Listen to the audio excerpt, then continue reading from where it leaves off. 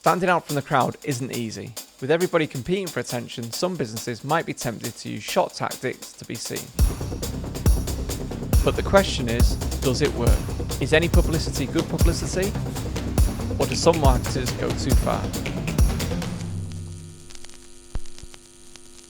I believe there is too far when it comes to a marketing campaign. Yeah. Yeah, and I saw one recently that supported this thing. So I was online and I saw a burger bar in Leeds Yeah. use Madeline McCann as the sort of face of their burgers. And I thought that kind of oversteps the mark. For me, it's like, that's too far. I suppose. But then, what's your opinion on, because you've got Cards Against Humanity, right? And one of their arguably most controversial card, I don't know if they've done more since, but is the Madeline McCann card. Yeah. And they've used that in their marketing. What's the difference between this guy using them for his burgers and a card company using them? Because nobody seems to be asked about that, because it's Cards Against Humanity. You're allowed to offend people. That's the purpose of it, right? Yeah. But yet a guy with burgers does it and everyone kicks off. See, I've never seen them use that in their actual advertising. I've actually played the game and I've got that card before and used that as an answer to a question. Yeah. But I would have seen like this is going out there to everybody. Mm-hmm. It's quite insensitive. Is that what they wanted? Probably, isn't it? They want to incite people, it make people angry, get people sharing it. I mean, I suppose so. You could argue that putting that card in there, I think one of the beauties of Cards Against Humanity was that they did it because they knew that people would share those cards and they'd share their own, things that they put together from those cards. And that's kind of the beauty of it. That's part of the marketing. Yeah. So they have arguably used it in their marketing, regardless of whether they use it in an actual advert. I think that's the same effect. All right, okay, he's blatantly put it on a pretty badly designed social media meme. But, he's got form as well. He's done stuff with Jimmy Savile. He's done stuff with Pete Sutcliffe. Yeah, the Father's Day Howard thing. Shipman. Yeah, Gaddafi. Fritzl. All the good fathers of the world.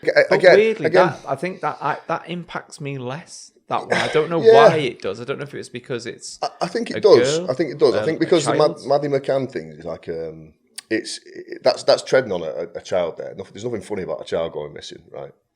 But I think the other guys, I think it. See, we've used people in our market. We've used like Rolf Harris, for instance, in our actual employee handbook. Yeah. Right, which some people would say too far. We had a few people boot off about it. That's actually one of the reasons I got kicked off LinkedIn for a bit. Whereas what people don't realise is I think if you're using a figure like that in your marketing, you're actually ridiculing them. You're taking the piss out of them. I don't see that as a bad thing. Yeah. I'm not saying that paedophilia is a good thing. I'm taking the piss out of Rolf Harris. Obviously, we don't allow our employees to mimic Rolf Harris. Yeah. But he's just it's funny saying that's who we look to for our art direction. Yeah, so do you think then it's like that punching down thing that you just said? Is that the thing? Yeah, I think it's just, I suppose you've got to have certain rules, haven't you? We always have kind of, don't tread on the underdog is one of our rules. And kind of always kind of go after the kind of bigger man, if you can. And I suppose Madeline McCann in this instance is the underdog. Maybe that's why it's not as funny and it leaves a bit of a bad taste in people's mouths. Yeah, I think so. It's almost like it can't be defended, I don't think. But then I'd be interested to see, has he sold more burgers off the back of it? A lot of people saying, well, I wouldn't go in there to eat their burgers. You wouldn't have known that shop existed. It's not really turning off people that wouldn't go there. Yeah, I really don't think it would, because I've got to ask myself whether, is that, we've done some pretty controversial shit in our time. And I suppose it depends on how easily you are offended and how seriously you take everything that everybody says. Would I not try a burger from his van because of that ad? No. I mean, I'd quite happily have a burger from his van. Yeah, and I'm not sure that many people are that offended that they wouldn't eat there. No, really. I actually think that it's probably made enough attention. Got enough attention off people that aren't as bothered about really dark humour. Yeah, that will eat there. But it'd be interesting to see. Yeah, maybe we should ask him. I wouldn't eat there. Just looking at his beard. Yeah, is that the reason? His beard puts me off. Look at that. Do you want a burger off that man? I asked a few people on LinkedIn. Is there such thing as bad publicity? And most people said yes. Like, you can do campaigns that actually damage your brand. Do you think this has damaged his brand? Weirdly, I'd never heard of this brand or this campaign until I specifically was looking around. Well, that's the point. That's the point. And asking, is it damaged his brand? He didn't have a brand in the first place to damage. Yeah. He's trying to build one, right? So the funny thing is, if a big brand like H&M can get away with the whole, that cheeky monkey T-shirt, if Chris Brown can still sell records after tap dancing on Rihanna's face, the reality is people forget very quickly. Yeah. And they forget, and that's when it's big brands and superstars. They forget the minute they see something that's convenient to them, so an H&M dress that they like, or they listen to a song that's from Chris Brown that they like, they'll forget because people are fucking idiots, right? Yeah. Whereas for smaller brands, if people are going to forget about stuff that bigger brands do, for smaller brands, that even this won't have touched everyone, most people won't have heard of it. Yeah. If this went really tits up and didn't sell any burgers, and he left it for a few months, and then came back with some new, nicer marketing, no one ever will forget because there was no brand. There's no brand to damage. He hasn't built one yet. Yeah, I'd be interesting to see actually what his sales have been like since, but he's got himself in the newspaper. Do you think it's easier for smaller businesses to be a bit more edgy and push the boundaries a little? I guess because if BP do this and it affects share prices, then they're in big trouble, aren't they? That's the difference, right? But they should be. And this is what I never get, is that smaller brands a lot of the time take less risks than bigger brands. Yeah. They're all safe. They're all doing the same saturated shit. They're all looking at the competitors to churn out the same shit that they're churning out because they think it's going to work. And actually, the risk is never as risky as you think it's going to be when you're a small business. Things blow over. They blow over of huge brands, like you say, with where a 1% drop can fuck, shareholders over and cause all sorts of problems, right? For small brands, you don't have that problem, especially ones that don't have a brand. So is there a line then? So that it's being risky. I don't think, say, KFC using fuck as their sort of, that's not risky at all, I don't think. No. I think that's quite fun. It doesn't offend anybody. Yeah. But using... You'd be surprised, I think, though. Eh? You'd be surprised, I think. What, you think some people would complain about that? Well, they had to take that. You know that they did that advert with the chicken? It was like, rather than using fucking, it was just using clucking all the time. Yeah. Not really that intelligent, by the way. But that was taken down. It's complained about that many times that they took it down. Yeah, see, that blows my mind. If you're complaining about the word clucking being used instead of fucking, you probably wouldn't like this Madeline McCann campaign.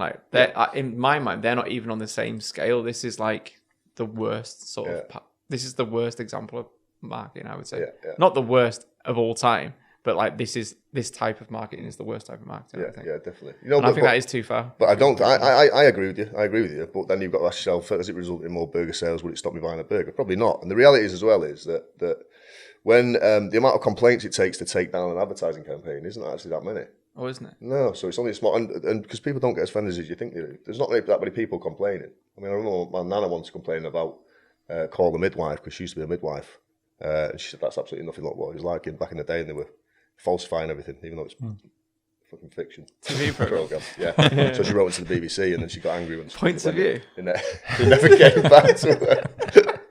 So yeah, I mean, people writing for weird shit, but I think when something gets taken down, it's actually probably not caused as much damage as you think it has.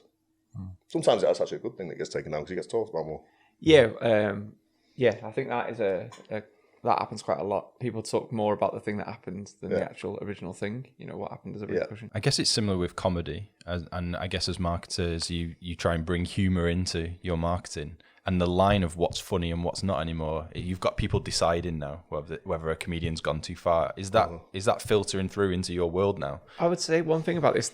I've heard the comedy thing. Well, comedians can say jokes about whatever they want, but essentially, most comedians are performing live from stage, and anything you're seeing has been filmed at a live stage. So everybody, or you'd hope everybody that was going there, or most people going there, like the comedian or know full well what they're letting themselves in for. So I think that's slightly different. So if I'm on Facebook and I get a targeted ad with Madeline McCann advertising burgers, I've not gone on Facebook looking for that content or wanting to see that content. If I go to see Dave Chappelle in concert, I'm there because I know what I'm going to get, or I know what he's going to talk about. So I think I don't think they're comparable.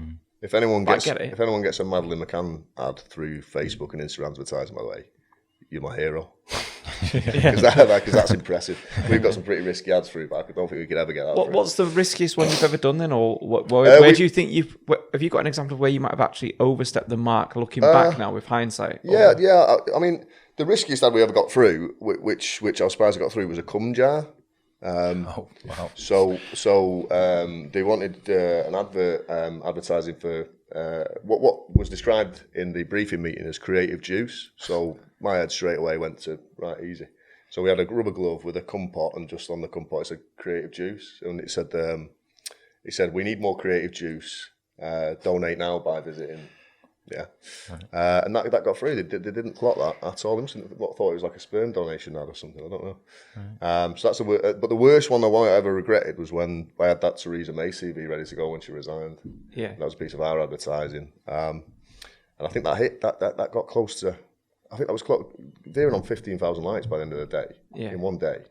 But then it got over to the States, and there was like feminist groups on it and stuff like that going mad because I said she modelled her haircut on Bjorn from ABBA, and there's just daft stuff in it, but it got a little bit too hairy to the point where that's the first time I ever said, I think I've gone too far here. I have gone in on her. I thought it was funny, but evidently not. And I was kind of, even my missus at the time said, you're going to end up on Holly and Phil on Monday if you don't take that down. Oh, really? Yeah, it was like getting that bad. And is that because of comments? Yeah, the amount of shit you were getting from overseas. Yeah, it's bad. Yeah, it's funny because if you'd have took the piss out of Boris's haircut, I don't think anyone blinks, do they? No, I mean I've read the CV back. There's some bits that are a bit harsh on it, but it's not horrendous. It's mostly taking the piss out of the dress dance and the dancing. But because of the world we live in, and I agree, you can't do that. You can't ridicule a woman's. It's interesting you said that though, and that's kind of why I feel like this is different to the Father's Day campaign that they ran. Is it because it's a female and it's a child? Do you have different rules for whoever's the perceived target in marketing? Because taking the piss out of Boris seems fair game, but in reality, if you're going to say that that's the rule, it shouldn't be fair game, really. You know, do you see what I mean? Yeah. But I get people say, "Oh, like Gammons, they're protected," all that type of thing. But that is a group that people punch down on quite a lot. But it seems like that's an acceptable group to punch down on. I mean, I suppose my argument is years of oppression and colonialism. They deserve it. Yeah, but you know, we can, as a white man of privilege, you know, who's straight and whatever else. Fact of the matter is, it might not have been my fault, and it might not have been me in the past, but it's still kind of our group that has a lot of making up to do, and showing the world that we are different. Yeah. And until that happens, this is always going to happen. I think we've got to take it on the chin a little bit. Yeah. Out of interest, where did they put that ad? I believe it was Facebook. I mean, I don't. So he posted it on his own personal page. No. So do you think that goes up on LinkedIn? That gets complained about and taken down, right? He's banned off LinkedIn. Yeah, 100%. Yeah, that's an incident. If I can get 11 months banned for saying elf porn, the phrase elf porn, you're definitely getting banned from. Yeah, I've been Madeline McCann trying to flog your burgers. Yeah, that's an I actually went and looked for him on LinkedIn, and he's not got that many followers or whatever. And the only post that he'd done in the last sort of 3 months was someone had connected with him and he'd screenshot the DMs, and the guy said, I've not connected with you because I like what you do. I just want to let you know that I've got a child. You think you're hard, I'm going to come down to your burger place and punch your face in, basically. And the guy responded that Joe Scully, replied saying, well, come on then, you know where I am, if you're that hard. And then screenshot it, and that was his post. And he was like playing the victim. He wrote, oh, this isn't a very nice man, like abused me because of my marketing. But I think you kind of know full well that's what you're trying to do. He's actually deleted that post now, by the way. And do you think since your deletion from LinkedIn, we've kind of toned down collectively, as I am, what we'd put on there, certainly with the entrepreneur stuff, etc., just because it seems so easily to be removed? Would you ever tone down your marketing? Have you done that consciously, subconsciously, do you think? Already have, mate. Already have. Now I use 1 fuck per post rather than 4. But I've even noticed in like the kind of examples of what you'd use, you know, where you use like funny examples of things or You can't do, so one thing I realised is if you want to do like a proper kind of innuendo, it's got to be clever. Do you know what I mean? Or it's got to be something that somebody can't point out and go, you said penis there. So I'll use custard cannon rather than penis, or you can get away with that. Yeah. But yeah, it's particularly, one thing I've seen people get banned for in particular is either going after someone directly in the comments or doing something that's sexually or sexual related. That's interesting. We did a video for a tent hire company, Ian Griffiths. In the video, we'd just make a play on he erects tents, and there was a little erection noise. Yeah, genius. And that got taken down. That got took off. And that was in the middle of the video as well, wasn't it? Yeah. And so from that, we had to take kind of, because we didn't want client videos being taken down, we took all of that humor out of the videos. But then you start to get sort of the the same corporate stuff that you didn't want that doesn't stand out. So it's tricky, isn't it? I wouldn't even like that's not like going too far at all. That's almost like you're watering down your marketing so much because you don't even want to upset the bots or the algorithm or whatever it is that's running the decision makers at these social media platforms.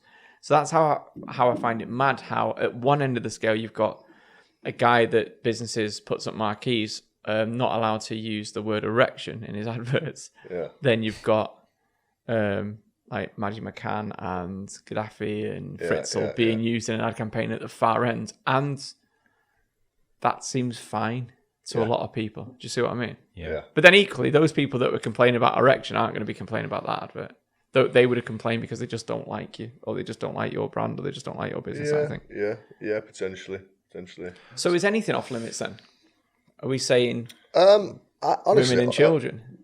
Maybe, yeah, I don't know. Maybe not for. It depends. Well, it depends which. I mean, some of the kids I know are little shits. So I mean, maybe it depends, mate. I think of course there should be things off limits in our opinion, but as a marketer, there are different brands and different boundaries you can push. I mean, if it's a product like Cards Against Humanity that you're selling, you'd expect the adverts to be offensive, you know. We're doing. I've never seen an advert for them ever. We're supposed to advertise. We're supposed to be potentially doing a bit of work on someone that's doing like accessories for South Park, and you'd expect that you could go pretty far with that marketing, and you wouldn't expect the tone of voice in that marketing to be safe. That would probably offend some people, but it probably also offends the people that wouldn't watch South Park. Yeah. So. Yeah. Don't fucking matter, does it? So I think in your book, Dan, available at all good bookstores, you said something. It's not Amazon. It's not Amazon. It's the only place I can afford to put it. I think you said the line, or certainly the line I took away was you can push the boundaries far more than you think you can as a bit small business owner. You've never done marketing before, and that sort of resonated with me, and we did try and push it. Do you think that still stands today with the way platforms are kind of being more like sterile with what you can put out? Yeah, because you know what the beauty of that is every time people put in new rules, smart people find ways around them. Yeah. So the beauty of it is if you're a small business, right, and you're able to outsmart your competition by figuring ways of putting riskier marketing out there down different channels, then you win. That's what I was going to say about the different channels thing. You can almost be a bit more closer to wherever that line is in different channels. Like if you're doing a butt plug campaign on LinkedIn, it's probably not going to do very well. No. But you could do that as a billboard campaign somewhere else. Do you know what I mean? Exactly, yeah. Honestly, billboard campaign. Mate, you'll be surprised. I've seen like a couple of your examples. You'll be surprised, right? You'll be surprised. Have you not seen that? Talk about ad campaigns or butt plugs. So it's for a recruitment company. It said, find your perfect fit. No, it said nothing feels better than finding the right fit. Right. Yeah. But you wouldn't have done that post on LinkedIn. No, I'll tell you what, you'll be surprised what independent billboard providers will let you put up. Oh wow, really? For this, because they don't fill the spots. Yeah. So you say, listen, I'll pay double the amount while putting a butt plug on there. They go, fair enough. That's my mortgage paid for. So I think you can actually push it, and you can be a little bit further than you would think would be acceptable. You've just got to pick the right platform or place to be doing that. Yeah. That's the end of this month's free chat. We'll be continuing this conversation over in our private community. When you join, you get access to our private online channel, weekly newsletters with insights and challenges to help you improve your business. You also get access to full-length episodes where we answer your questions. To receive all of that, click the link below this video or go to viewsmyown.social.